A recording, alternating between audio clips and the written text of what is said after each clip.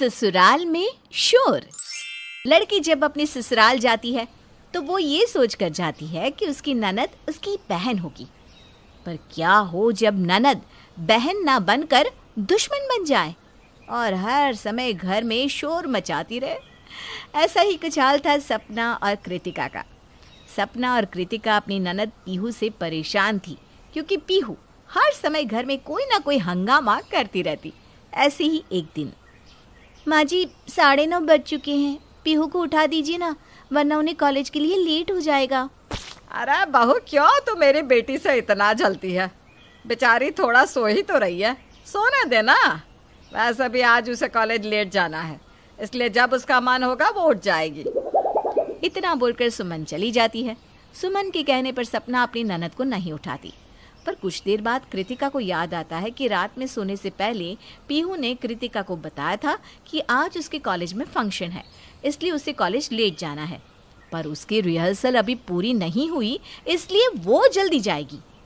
सपना, हमसे गलती हो गई। मुझे अब याद आ रहा है कि हमारी शोर मचाने वाली ननद ने सोते टाइम मुझसे नींद में कहा था कि उसे अपने रिहर्सल के लिए जल्दी जाना है। 10 बजने वाले हैं, जाकर जल्दी से उठाओ उसे। दीदी, मैं नहीं जा रही अब उसे उठाने। अगर मैंने उसे उठा भी दिया ना तो वो अपनी गलती मुझ पर थोप देगी। और माँ जी ने कहा है कि मैं छोड़ दूँ उसे और सोने दूँ। और वैसे भी उसने आपको ये बात नींद में कही थी ना। उसकी नींद में कही हुई बातें कितनी सच होती है और कितनी झूठ, ये कोई नहीं जानता। दोनों देवरानी जिठानी आपस में बात कर रही होती है कि तभी घर वालों को पीहू के चिल्लाने की आवाज़ आती है। पीहू की आवाज़ सुनकर सब उसके कमरे में जाते हैं, जहाँ पीहू अपना फ़ोन हाथ में पकड़कर रोते हुए अपनी माँ से कहती है, माँ मैं लेट हो गई। आज मेरे कॉलेज में फंक्शन था, सबको कॉलेज लेट जाना था पर मुझे जल्दी जाना था। मेरा रिहर्सल था मेरा रिहर्सल छूट गया और ये सब कुछ भाभी की वजह से हुआ है। भाभी, मैंने आपको सोने से पहले बताया था ना। पीहू, पर माँ जी ने ही कहा कि हम तुम्हें सोने दे। अगर हम तुम्हें जल्दी उठा देते तो तुम्हारी नींद खराब हो जाती, तो भी तुम शोर मचाती। इसलिए माँ जी के कहने पर हमने तुम्हें सोने दिया। अपनी गलती छुपाने के लिए माँ पर झूठा इल्जाम लगा रही हो। माँ, देख रही हो ना तुम, ये सब ना तुम्हारा बढ़ावा देने का ही नतीजा है। पीहू, क्यों बात को रबड़ की तरह खींच रही हो? तुम्हारी सिर्फ रिहर्सल छूटी है ना, फंक्शन नहीं। तुम अभी भी आराम से जा सकती हो। ब्रेकफास्ट तैयार है, जल्दी से तैयार हो जा। देख रही हो माँ, भाभी किस तरह से मुझसे बात कर रही है। आप अभी भी कुछ नहीं बोलेगी ना भाभी को? इस घर में मैं ही तो हूँ जो शोर मचाती हूँ। इस घर में कोई मुझसे प्यार ही नहीं करता। पता नहीं आपने अपनी बहू को इतना सर पर क्यों चढ़ा कर रखा है।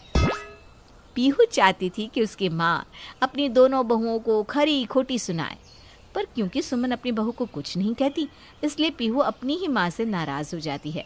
अब इसी तरह से कुछ महीने बीत जाते हैं और पूरा परिवार एक पार्टी में जाने के लिए तैयार होने लगता है। तभी पीहू अपनी दोनों भाभियों से कहती है, भाभी, हम बहुत बड़ी पार्टी में जा रहे हैं। शायद ही आपने इतना बड़ा फंक्शन देखा हो, तो प्लीज अच्छे से तैयार होकर जाना। पीहू, हमें तैयार होना नहीं आता। अगर तुम हमें अपने हाथों से सजा दोगी तो कितना अच्छा रहेगा।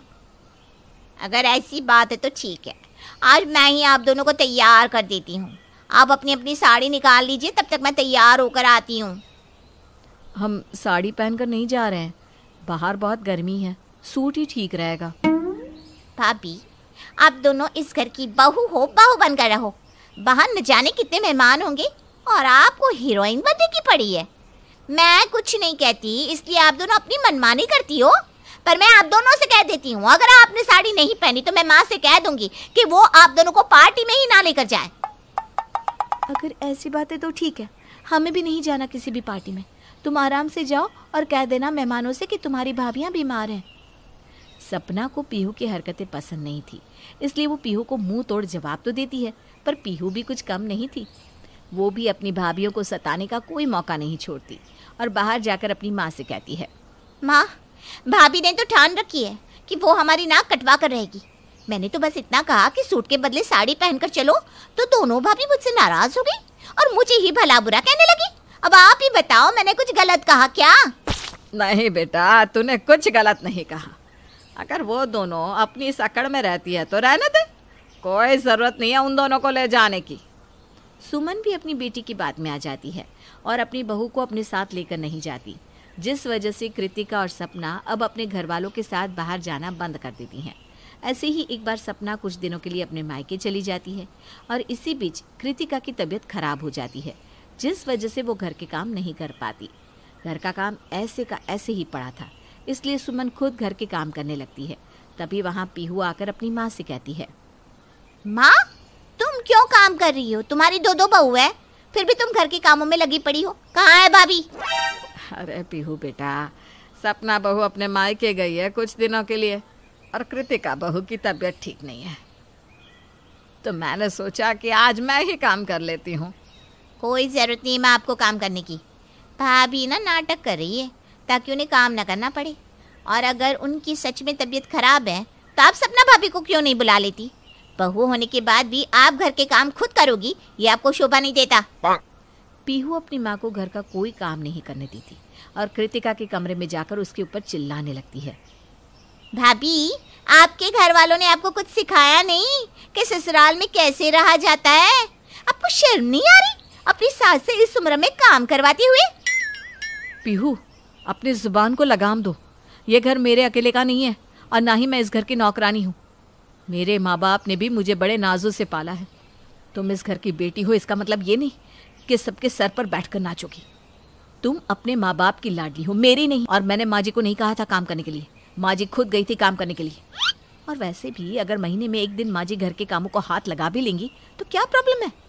अरे तुम भी तो इस घर की बेटी हो, तुम्हें नहीं लगता कि तुम्हें भी घर के काम सीख लेने चाहिए ताकि तुम्हारे ससुराल में तुम्हें कोई खरी खोटी ना सुना सके? आज कृतिका चुप नहीं रहती और वो भी सपना की तरह पीहू को मुंह तोड़ जवाब देती है, जिसके बाद पीहू रोती हुई अपनी माँ के पास जाती है और छोटे बच्चे की तरह अपनी भाभी की शिकायत करने लगती है। माँ, मेरी तो इस घर में कोई इज्जत ही नहीं है, मुझे सच में कोई प्यार ही नहीं करता। भाभी तो मुझे हमेशा भला बुराई कहती है और हमेशा मेरे पीछे ही पड़ी रहती है। अरे पीहू बेटा, अब क्या हो गया? क्या बोल दिया अब तेरी भाभी ने? भाभी कह रही है कि वो इस घर की नौकरानी नहीं है और अब से मैं भी इस घर के काम करूं ताकि ससुराल में कोई मुझे खरी खोटी ना सुना सके। माँ, तुम ही बताओ, क्या मुझे घर के काम करने नहीं आते?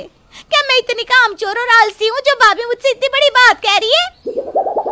सुमन अपनी बेटी की आंखों में आंसू नहीं देख पाती और बिना कृतिका की गलती उसे भला बुरा सुनाने लगती है और उससे नाराज हो जाती है। कुछ दिनों बाद सपना घर आती है और घर का सन्नाटा देख अपनी जिठानी से कहती है, दीदी, आपने हमारी शोर मचाने वाली ननद को सीधा कर दिया क्या? मैं कुछ दिनों के लिए मायके क्या गई, इस घर में तो सन्नाटा ही छा गया। आखिर हुआ क्या?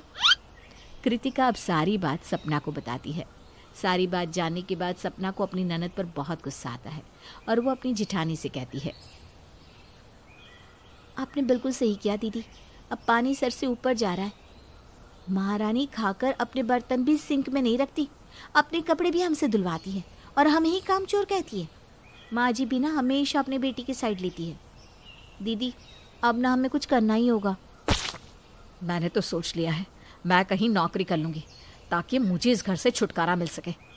जितना देर मैं बाहर रहूँगी उतनी देर तो मुझे शांति मिलेगी। सही बोल रही है आप दीदी, अगर हम कोई नौकरी कर लेंगे और घर के कामों को हाथ नहीं लगाएंगे तब इस पीहू की बच्ची को अकल आएगी कि हम दोनों घर में रहकर कितना काम करते हैं। सपना और कृतिका अपनी ननद को सुधारने के लिए नौकरी करने लगती है और घर के किसी भी काम को हाथ नहीं लगाती, जिस वजह से घर के पूरे काम सुमन और पीहू को मिलकर करने पड़ते हैं। और इसके बाद उन दोनों को समझ में आता है कि सपना और कृतिका घर में कितना काम करती थी।